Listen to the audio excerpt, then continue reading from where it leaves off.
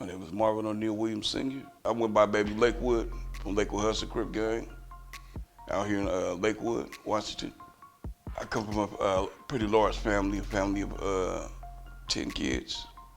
My mom was a single mom. My father died when I was 8 years old. Anything my dad would have wanted me to be, I would have been. I was a daddy's boy for sure. I was a daddy's boy for sure. Anything my dad was about, I was about. My dad was a good man. He was a good dude as far as I can remember. I remember growing up, for those few years that I had with him, I remember him being a really good dude. Yeah. My dad, he died from heart issues. He had an enlarged heart. He had sleep apnea and other things that lead to his passing. Medicine wasn't like where it is right now. It's pretty tough growing up, a little rough. We had it rough. My mom, she had to be the mom and the dad at the same time, so she was pretty intense in the way she raised us. We couldn't get nothing, pretty much anything past her. It was pretty hard trying to get away with stuff. We couldn't do that with moms. She was a trip. But yeah, we moved from California soon as my dad passed. We went from California to Washington State. We lived in Tacoma, Washington, South Side. Big white house. I can still remember it. The loud gospel music playing. When I was a kid, we had a pretty good childhood for the most part. But my mom, her discipline was crazy. Grab the switch, sometimes be the extension cord. She from the South, so you know in the South, when they whoop their kids, they whoop their kids, they tear that butt up. And we couldn't get away with nothing with her. But my mom did, she tried the best she could. She raised the best way she knew how. You know, she didn't want us end up like my cousins and my uncles who was in and out of prison. She tried to avoid that from happening. I guess when it's in the blood, it's in your blood.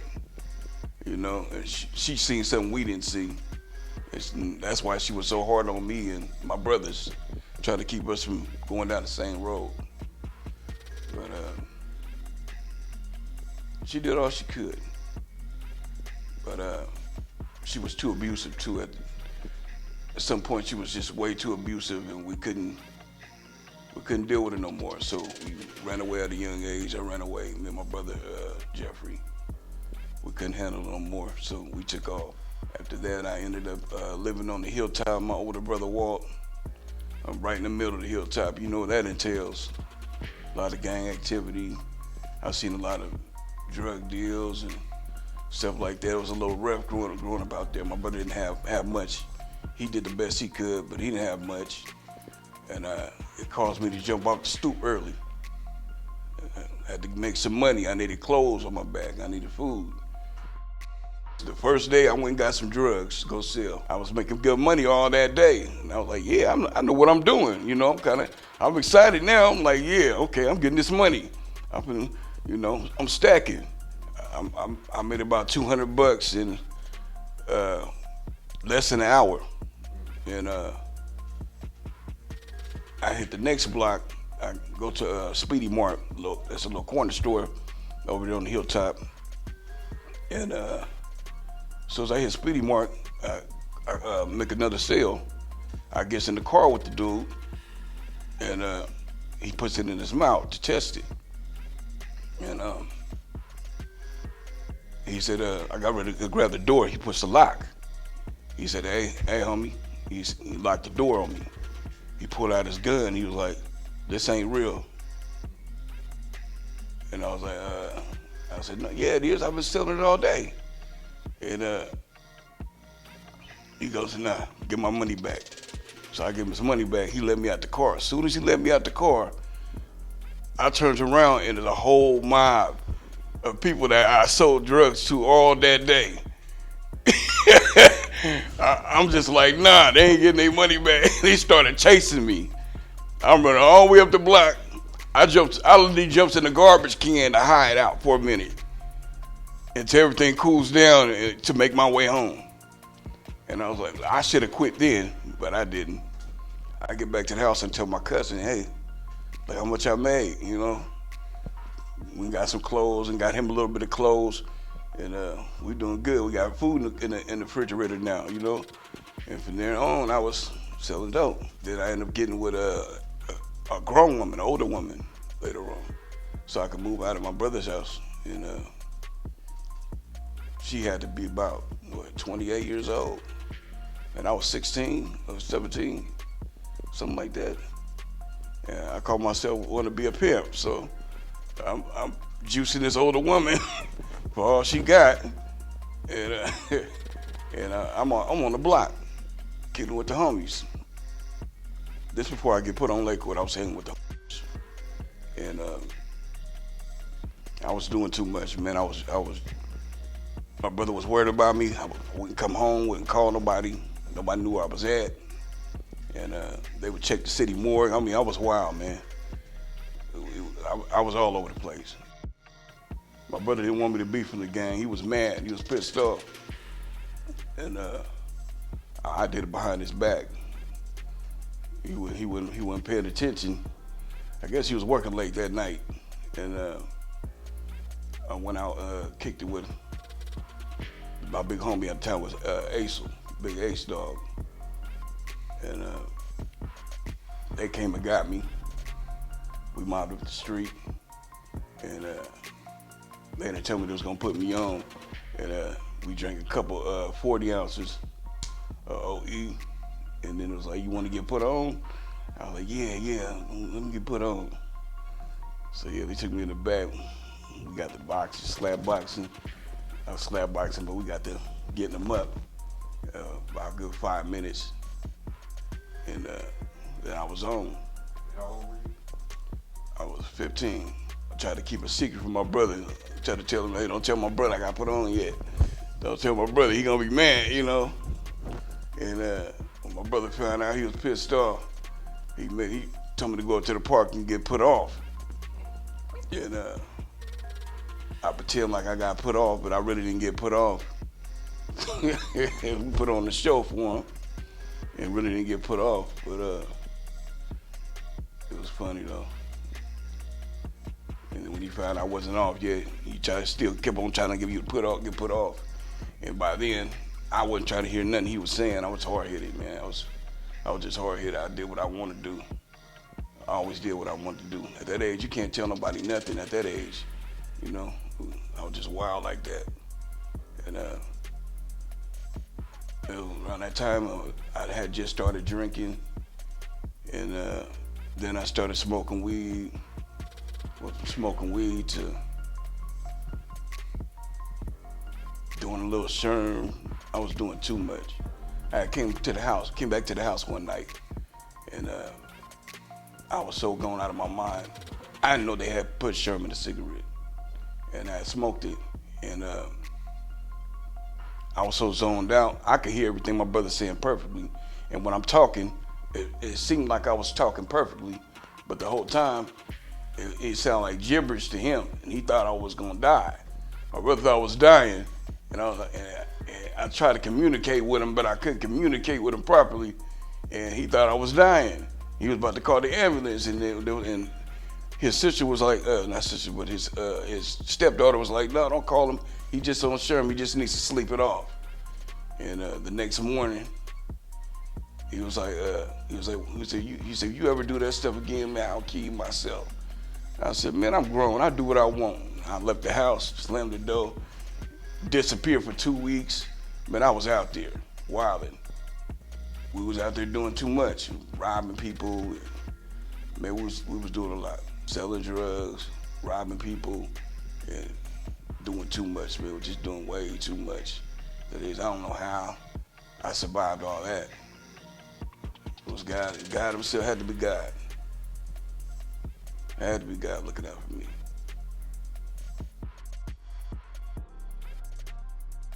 How I ended up in Lakewood, was one night I was like 19, maybe 20, 19, something like that. Baby's mom just had our first son, and she was walking up the street, and she ran into some girls, and these girls, they already had liked me anyway. They had a crush on me, you know, and they didn't like that I was with her to begin with. So they started a fight with them, and they ended up getting them up, getting into a brawl on the street, and some dudes that was happened to be there and was egging on the fight. When my kids' mom had just had a C-section, so she still had staples in her stomach, you know. She had no business getting into no fight, and they already knew she had just had my baby, and they want to fight her anyway, and they're egging on, knowing who I am. They knew who I was, so it pissed me off. And not only was it my son's mom that was there that got into it with him, but it was Big Lakewood's little sister was with her. That's her cousin, you know. So they get into it with them, they get them up or whatever, and then come to find out, Lakewood I found out, and he wanted to talk to me about it. So I came to his house. We got to talking about what happened. He said, well, you know, we ain't gonna let this ride. We got to do something about this. You know what I'm saying? That's my little sister. So, so what happened was, I called the up, and I told Big H Dog. I said, hey man, I said I'm not with y'all no more. I'm not kicking with y'all cats no more. I ain't from no more. You know what I'm saying? It's up from here.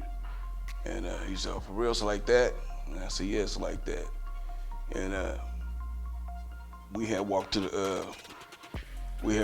back to my place from Tyrone's house, because he lived right around the corner. And we ended up running into the dudes. They was headed to my house. At the same time, I was headed to my house. And they was like 25, 30 deep. And it was just me and Tyrone, me and Big Lakewood. He was about 6'4", 350 pounds. Pretty big dude, you know what I'm saying? And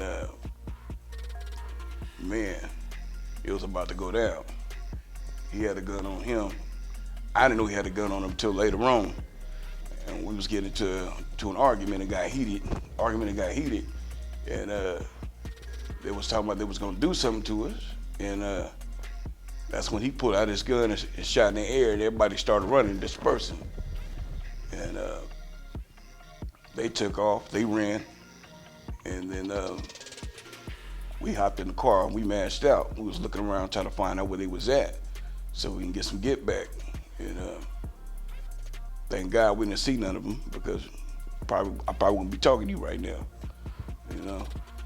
But after that day, we goes to their house and kicked in their door, and their grandma's in the back room.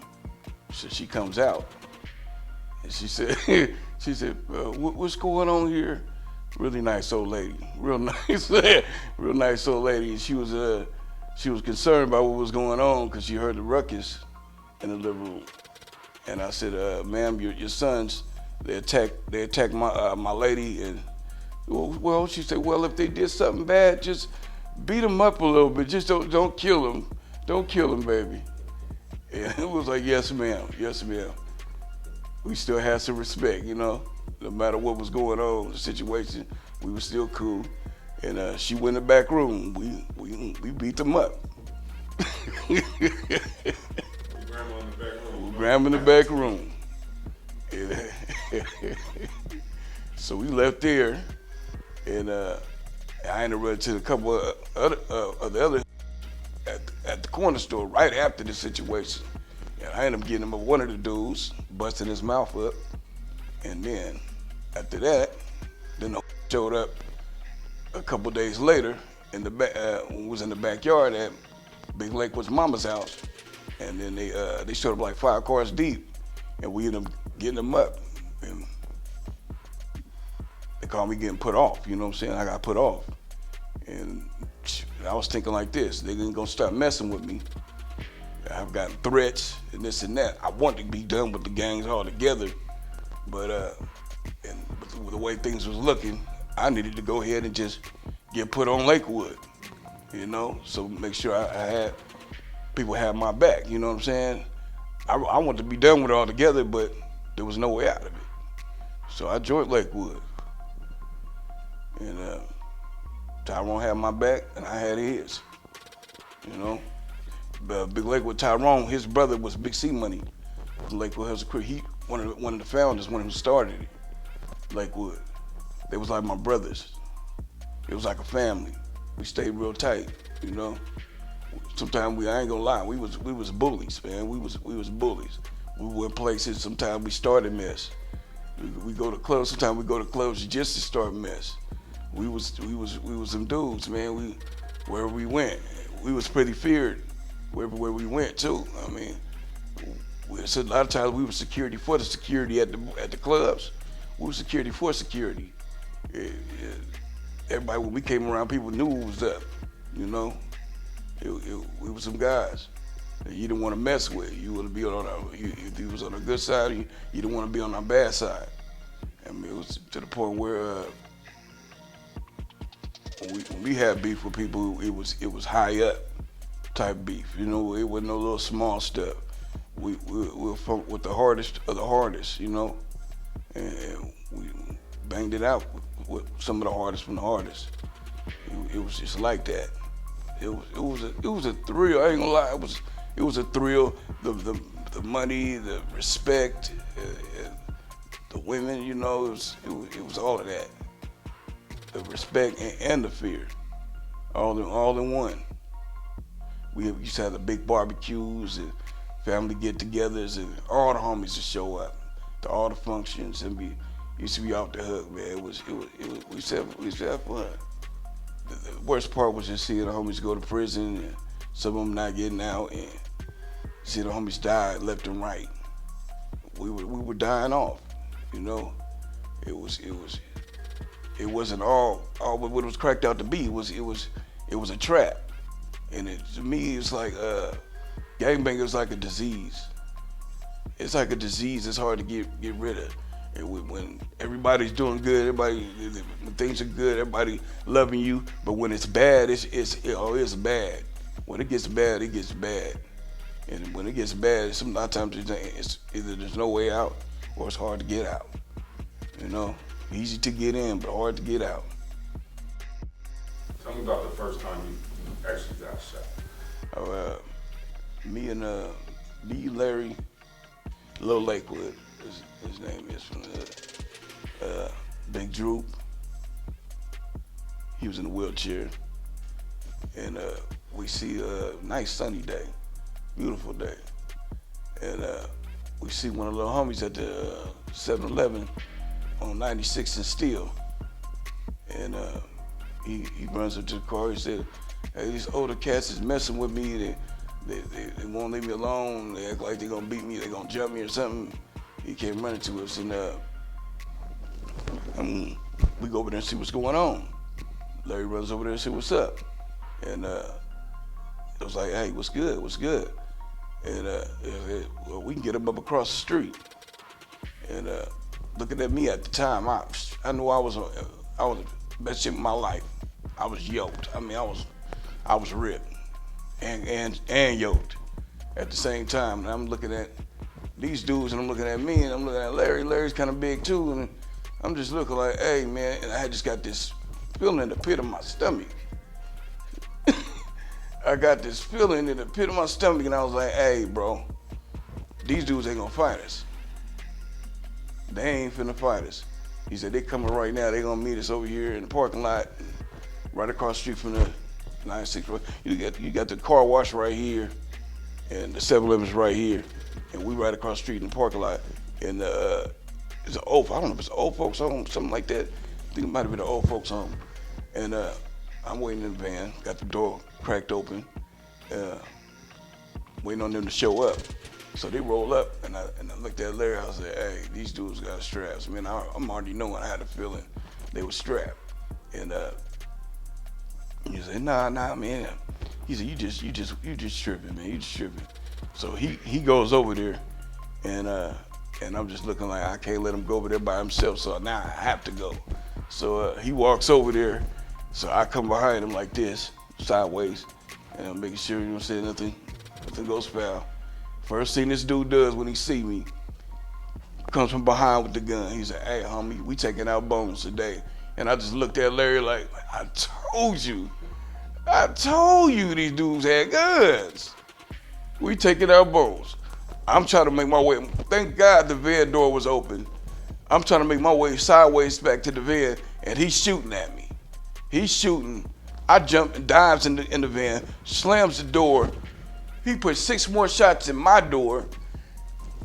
He pulls the car around to the side. Larry getting ready to pull off. He's ready to smash off. He gets shot in the wrist while he's driving, and while we rolling down 96, they're on the side of the van, and they're turkey shooting all day. Turkey shooting. One's hanging out the sunroof with a machine gun, reloading the clip, and just letting us have it. And I'm in the car. I'm not realizing I'm shot yet, but I'm not worried about myself. I'm worried about my homeboy in the wheelchair in the back. Every time I try to reach up and grab him to pull him down, there's bullets flying over my head, and I can't pull him down. And bullets are still flying down over my head. And the little dude that we saved is in the back. He's sitting upright, rocking like he done already went crazy. And I'm telling him to lay down. Hey, lay down. You want to get your head blown off? Lay down. So he lays on his side. He's still looking crazy. And my homeboy had already got hit a couple times. So his eyes are closed. I'm trying to get him to talk to me, and he's not saying nothing. So I'm thinking maybe he might be dead. So I'm still trying to reach up and grab him. So when I finally reached up to pull him down, I feel some pain in my shoulder and on my chest. So I rose up in the front, and I pulled my sweater off, and I got blood squirting out my shoulder. I'm bleeding. I'm just praying I'm not shot in my stomach, and I'm looking around to see if I got any holes in my stomach. There's no holes in my stomach, so I'm alive. I'm good. I'm shot in the shoulder. Oh well, at least it's not my guts, you know. And I'm thankful for that. And I'm trying to tie my arm up. Larry tried to help me tie my arm up because I'm bleeding profusely. And I rolled the window down, and out of nowhere, when we hit the light, after he rams them off the road, they go that way. And after that, when we stopped at the light a couple blocks up, there's an EMS right next to us. I got my arm hanging out the window. He said, "Y'all need help?" I said, "Yeah." They turned on the lights, and we followed them all the way to the hospital, to Good Sam. It was crazy. Not Good Sam, but what's the hospital in Lakewood? Sinclair. That sounds like God. Yeah, right away. It was right on time. We got to the hospital. First thing we do when we get out the van, we back up. We looked at the van. Man, there's over 27 slugs on chewed into the van. 27 slugs. Might have been more, but I think they counted 27. Not counting the bullets that's going in through one side of the window and out the other, because they're pointing at my homeboy. He's sitting upright, and he's right there, and they're just bullets flying through the window. They're trying to hit him. Target practice. I got hit with a hollow point. If it had been 2 inches up higher from my shoulder, it'd have been my neck. Just 2 inches high, or a couple inches lower, it'd have been my heart. Just over a couple inches over to the right, it'd have been my heart. It's just a blessing. It was God looking out for me. Had to be.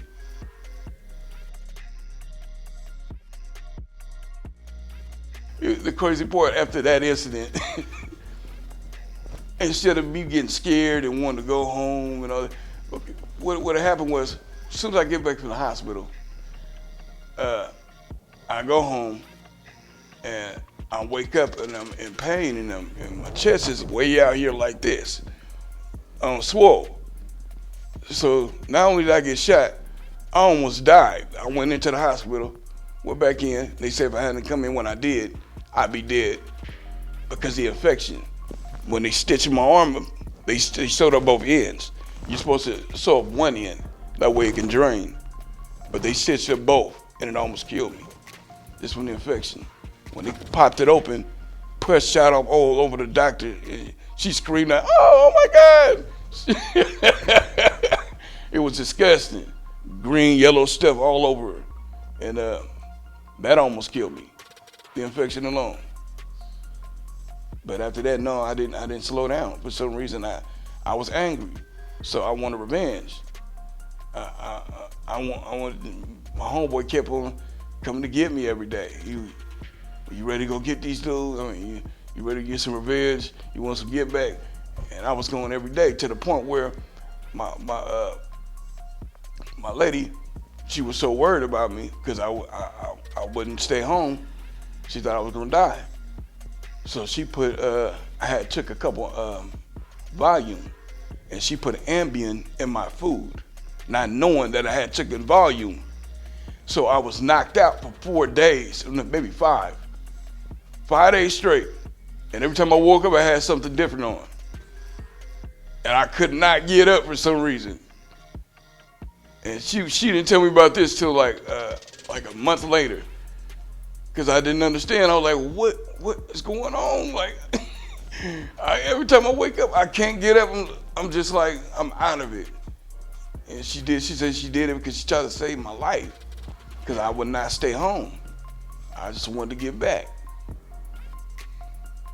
That didn't slow me down. It actually made me more aggressive. I still didn't wrap my mind around that it was really that God was saving me. Something would let me understand that completely. Even though my brother was telling me, he called me and told me he had a dream that there was angels and demons fighting over my soul.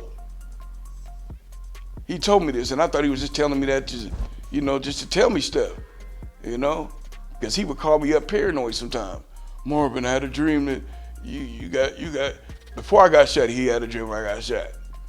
I had a dream you got shot. You need to stay home, and didn't listen to him. I was just hard-headed. I was like, man, leave me alone. Let me live my life. I'm gonna die, I'm gonna die. When young men and they have that type of mentality, that's why they send them to war that young, because they can't fathom the fact that this is dangerous. It's not dangerous. If you think you're invincible when you're that age, when you're young 19, 20 years old, that's why they send them to war at that age, because they need to get that out of their system, And at that age, I felt like I was invincible. The Lakewood family, we was crazy. We was out there, bro. We was doing things. We was doing too much. The main thing that stopped me and slowed me down was when Big Lakewood got killed. He called me up. And was like, "Hey, I need you to come with me somewhere." This is after his brother had got shot 7 times. The dude that killed him was related to the guy that shot Larry 7 times. And Tyrone wanted some answers. Big Lakewood wanted answers that this brother got shot. And I told him, wait for me. I'm out here in Spanaway, but if you give me 30 minutes, man, I can be out there. Just hold on, I'll come out there with you so I can have your back, you know what I'm saying? And being him, he's hard-headed, stubborn, and he didn't want to wait. So he took his wife with him. You take your wife? Like, bro, you could have waited. And he goes in there, I can only imagine he's threatening the dude, piss him off. See, the dude that shot him, actually, me and he was kind of cool. I know I could have distinguished the situation. I know for a fact I could have distinguished the situation, because me and the dude, we was on really good terms. And he was from the other side. And he goes into the bar where the dude works at. And they have words. And Lakewood didn't know he was strapped. So he probably threatened him to do something to him. And it was like, you know what? I'm not gonna wait for this big dude to do something to me. he's big, he's huge, and I'm not taking no chances. They already got a reputation. This is big Lakewood we talking about. You know, I'm not gonna take no chances. So as he turns his back to walk out the door, he shoots him right in the head with his wife watching. His wife sees all of this. Right in front of her. When I got that call, and I knew,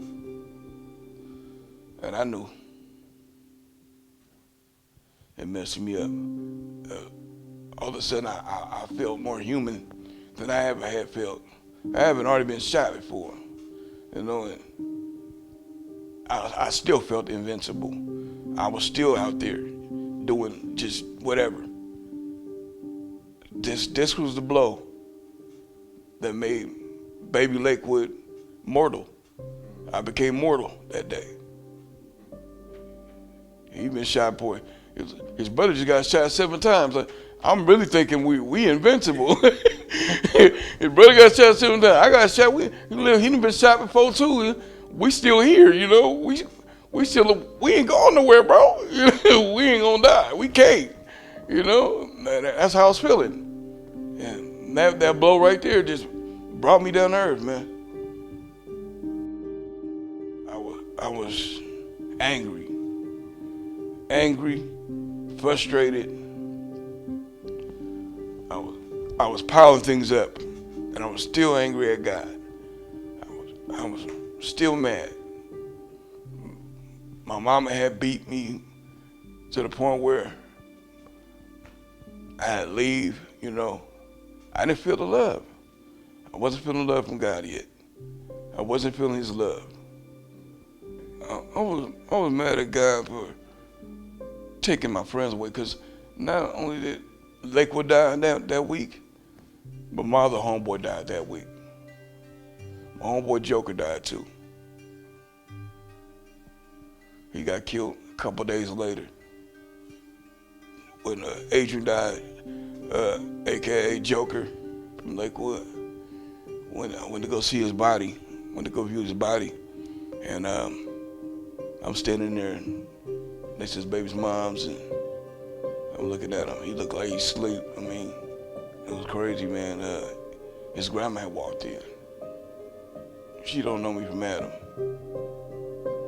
And she came to me, she said, "You see yourself there, don't you? You see yourself being next, don't you?" She don't know how close we was. She don't even know that. She might have thought I could have been in it. It was a lot of people there. And she told me that could be me. So what did you think when she said that? At the time, I really didn't care.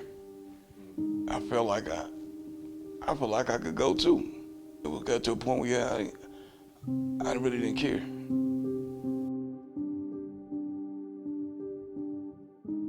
I wasn't no recruiter or nothing like that.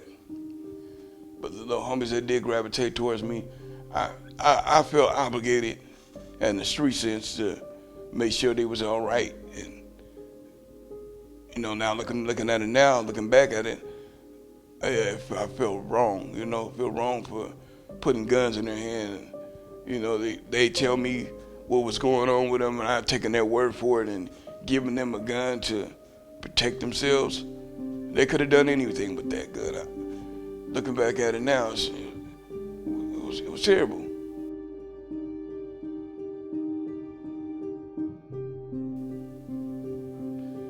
Just misleading them, giving them wrong advice.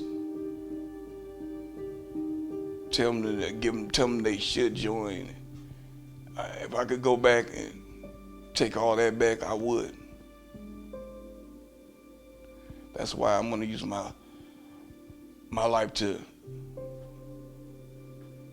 try to undo some of the things I've done.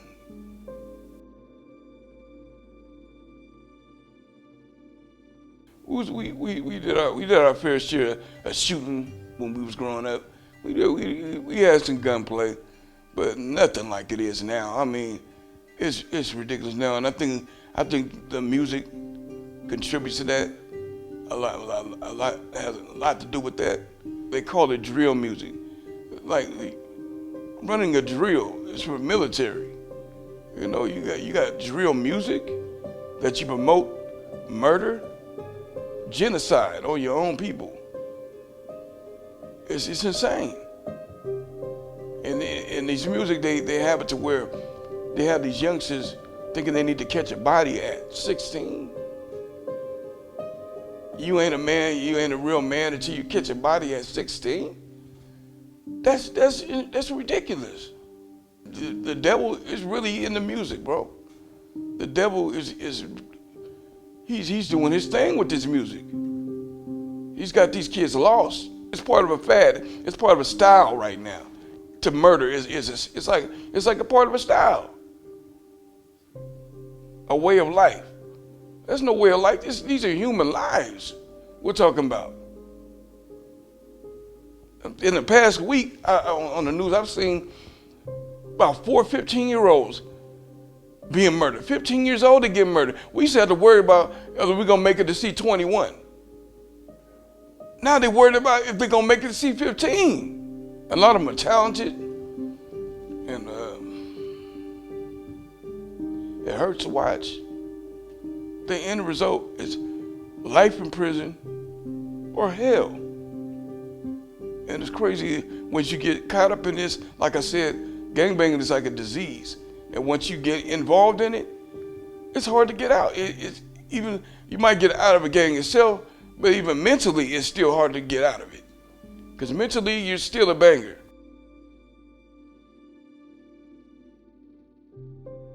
This is when I really, everything started clicking. This is when my stubbornness pretty much started ceasing. Was when I was in the car with my friend, was headed to go get my tattoo equipment one night. I ignored all the signs.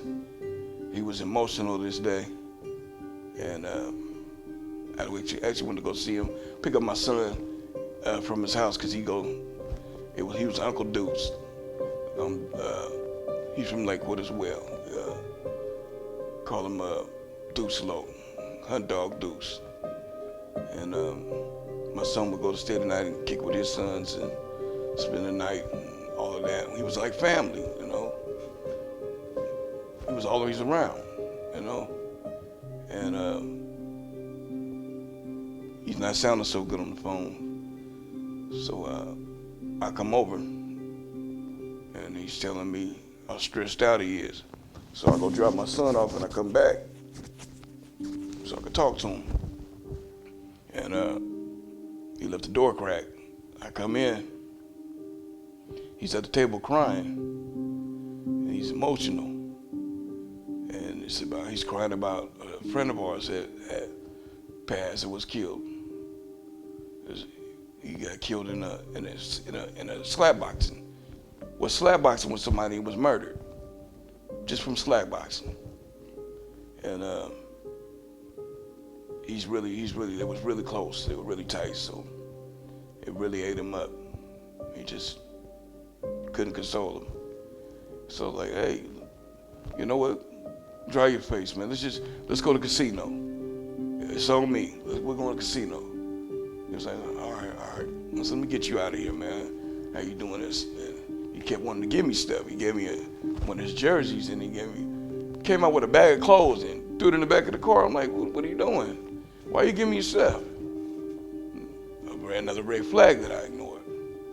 He gave me his stuff. And I was like, man, take some of this stuff back. I don't want all this, you know. And I'll keep a jersey though, you know. I'll take a jersey. And I was like, yeah, let's go to the casino. So we do a little gambling. Play some slots. We didn't have any drinks. Usually we drink. We wasn't drinking. And he's still emotional. He's talking about the homie and how he missed him and why he had to die. And he had died a couple years prior, a few years prior. And he's still emotional about it. And I said, man, you know, life goes on, man. You know, he wouldn't want you sitting there stressed out like you are. You know, you got a baby on the way. You got a baby due in a couple weeks. Like you gotta change your way of thinking. You know, you got a lot to live for. You got your sons. You gotta raise your sons. You talking like you wanna take yourself. You know, and he was like, no, it's not like that. I said, all right. So we goes back to my house. And my lady and the kids there, kids are getting ready for school, because we had been in a casino for hours. So we go back to my house, and we're talking, and he says, he starts crying again. He gets emotional. And my lady's like, is he all right? I said, oh, he's just going through some things right now. He's stressed out, he's going through something right now. And I'm like, man. She said, I hope he's gonna be all right. I said, yeah, he's gonna be all right. It's gonna pass, it's gonna pass. So he's just going through it right now. And I said, you know what? I got an idea. I said, you want a tattoo? We can do a RIP tat of the homie for you. He said, all right, that sounds like a good idea. Yeah, let's do that. So we hopped to the car, and he says goodbye to my kids and goodbye to my lady, get a hug or whatever, and we hop in the car and we get ready to go. And I bring a bottle of liquor, but we never opened, and a whole gallon, and I fall asleep in the car. And we're supposed to be going to his house to get my car, to bring it back, so I can bring it back with my equipment. And I wake up to him mashing off. And I'm like, what's going on? And I look back and I see a police car back there. I said, did you just run from the police? What's going on? And he said, yeah. I said, oh man. And he's smashing. I said, you know what? I said, they stopped and they turned around. They're not chasing us no more. And he said, for real? I said, yeah, for real. And he steps on the gas. And I'm like, what are you doing? And he starts smashing some more. I'm like, hold on. I said, hey, I told you he ain't following us no more. What are you doing? You ain't got to do this, bro. I said, he ain't chasing us. And he sped up some more. I said, hey, bro, just stop the car and let me out.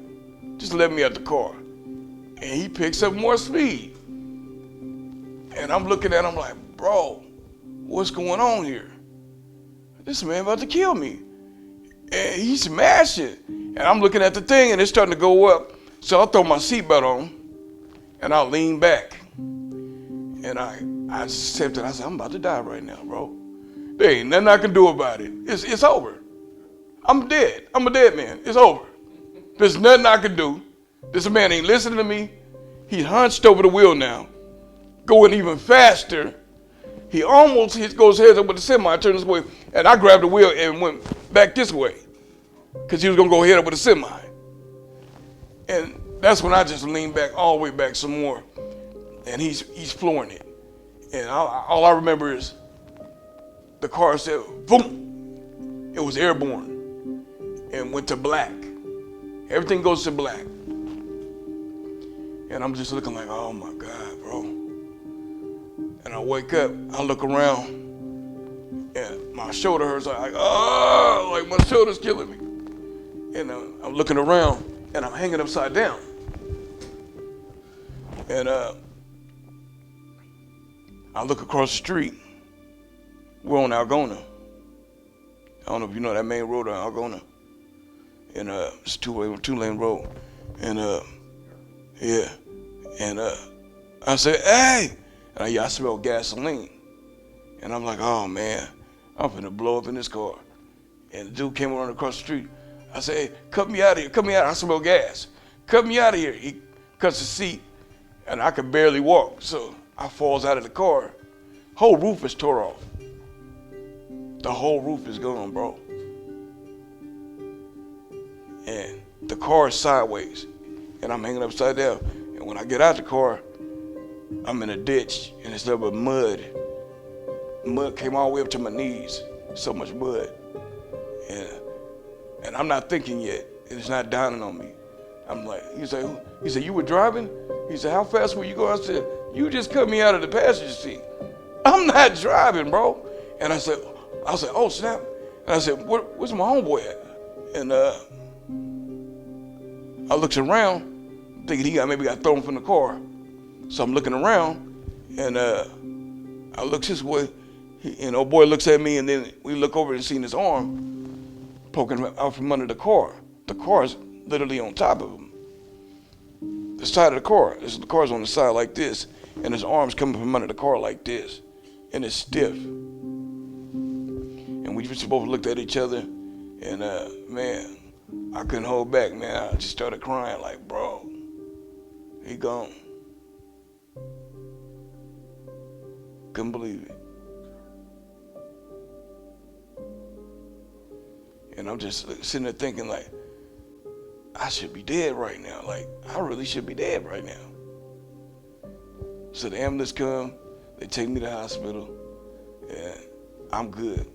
They scans and all that. I didn't break nothing. My arm was numb for a while. Feeling came back. I couldn't use my arm for about an hour. It was limp. I couldn't lift it, nothing like that. It was like dead.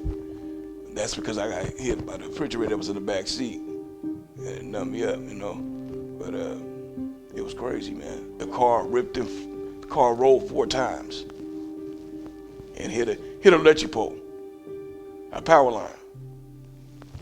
They said if it had went a little further, rolled a couple more times, it'd hit the bricks and I would definitely be dead. He said, somebody was looking out for you, and that was God. I can say out of all the things I've been through, I know that for sure. I knew that was God right there for sure. I know that was God. And that's when I really started thinking like, this is God. There's no way around that. God been walking me and carrying me this whole time. That's when everything came rushing back to me. Everything that I've been through in my life, all the stuff, all the tragedies, everything, all the deaths and everything just came rushing back to me all at once. And I could just feel God saying, yeah, it was me. It was me all this time. Yeah, I've been watching out for you. Yeah, I've been looking out for you. I've been with you this whole time. You thought I didn't love you. How you gonna say I don't love you now? I'm showing you. I'm showing you right now. I showed you before. Now you know for sure. Don't ever question my love for you. That was God saying. What God was saying to me with this accident. He was saying, don't ever question my love for you. I love you. I've been showing you. I've been carrying you. When you should be dead, you still here. Out of all the things, I could never ever deny that God loves me. After that accident, I felt so indebted to him. I feel like I owe him everything. I was still in a place where I wasn't doing all the right things, but I started doing more. I was on my journey. I was on a quest to find out what I'm here for, what my purpose. After you saved so many times, that many times, there's no way around. I have a purpose. And then I started realizing I got a purpose there's a purpose in my life. There's a reason why I'm still here, and everybody else ain't. There's a reason. So and then I was trying to figure out, why am I here? I started studying, reading the Bible. I watched about my gospel videos, and I started listening to gospel music. But first I did it just for me, just me. It wasn't the whole family yet, but I'll just do it by myself. And then I started slowly bringing my family in, telling them things and opening their eyes to what I was feeling, and what was going on. And they was like, wow. They was blown away, like, you're right, you know. God has something for you. God's got a purpose for you. I mean, look what's been going on. Look at everything that's been going on. I tried to put my son in. He wasn't trying to hear the gospel. You know, he was still listening to that music, which I wasn't allowing him playing in my house. He'd get away with from time to time playing that slime music, and I wasn't with it, you know. But I wish I'd have been a lot more firm with him and demanded him not to hear that, listen to that in my house and this and that. And I was still doing other things. I was still low key selling drugs, you know. I knew I wanted to go further myself into God's word, but I didn't want to have to go to church to do it. But there was no way around not going to church, you know. There was no way around. I was like, you know, I'll just find God on my own. I'll do it this way. But then I knew there was no way around it. On the way to get things accomplished, I know I need to get baptized. I knew I needed to get saved. I know I needed to do this. I knew there's so many things I wanted and needed to do in order to complete and get started on my true path to righteousness. And going to church is one of them. So it took about 5 years after a whole lot of things in my life that went on. And I went through some more tragic things. My son had went to prison, and that pushed me closer to God, even closer to God. You know, because I prayed over him, and I prayed to God not kill him, not let him die out there doing what he was doing. And he might be locked up, but he ain't dead. I prayed. I said, God, show me a church that I can go to. Point me in the right direction, and I'll go. I stopped being stubborn, and I told my lady, I said, we're gonna go to church. We're gonna start with this one. And then I ended up here. The first day we came, it was everything went smooth. I was looking for wrong. I was looking for any reason that this ain't the place. You know, trying to find, picking things apart, trying to find whether this was a place or not. I said, if this happens, that happens, I'm out of here. Trying to look for a reason not to be in a church, you know. And first day I came in, they opened the doors, led me to my seat. The way they greeted me was on point. Everything was happening so smoothly. I was like, I've never had this kind of good treatment in the church. Like, we looking around, me and my wife's looking around like, whoa, like this is amazing right here. I like this. And when we went and sat down, God was talking directly to us the whole sermon. And that's how I knew. And every day after that, every time we came in, God would talk directly to us. Right on. It'll be something we discussed the night before, and God reiterated by having the pastor speak on the same subject every time. And that's how we knew we was in the right place. If you'd have said this even 5 years ago, that I would be going to church and got baptized and all of that, I would have laughed at you. I would have laughed at you. I'd have been, come on, no, ain't no way. And anybody that knew me probably would have laughed at you too. They'd have been like, no, there's no way. Marvin, no, not that dude. Nothing else matters. I feel like nothing else matters in that if I was to die today, I know where I'm going, opposed to dying in the streets and the way I was. I wasn't sure. I was scared to die. For some reason, I didn't care if I died back then, but I was still scared to die because I didn't know where I was going. I knew where I was going wasn't going to be where I wanted to go, you know. Natasha, she's been there through it all. She didn't see the full transformation. She didn't see me from my alcoholic, loud and obnoxious ways, from not drinking no more to putting down the bottle, from leaving drugs alone. I mean, she's been with me through everything.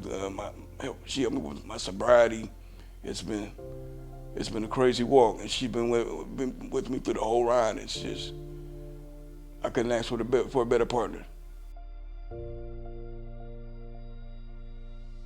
I used to want my legacy to be, oh yeah, he died in the streets like the dead homies, you know. I wanted all the accolades in the street. I wanted people to say, oh yeah, he was a real one. He used to put in work. He was a rider. He wasn't nobody to be messed with.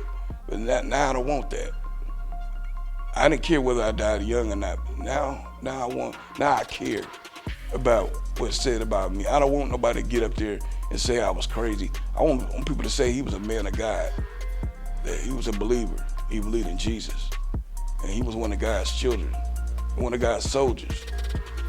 I thank God for softening my heart, because a hardened heart, it won't get you anywhere. It's like having a hardened heart will just prolong it. I just wish I could have gave God some of my youth, but I thank God I got some juice left. And with the juice I got left in me, I'm gonna give it all to God.